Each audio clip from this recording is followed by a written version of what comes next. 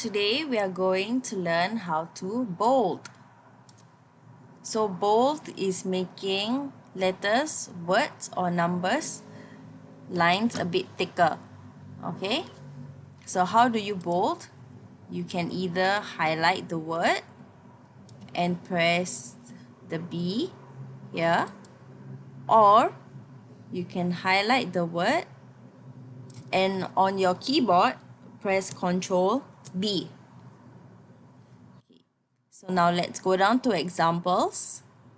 I'm going to bold I'm 18 years old. So I will highlight and click bold. The next example would be I am graduating from Rainbow Center this year. I will highlight and this time I will use Ctrl B.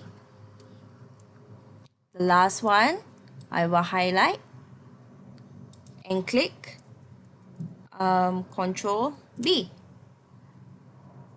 Okay, now let's move on to the task below. It's your turn.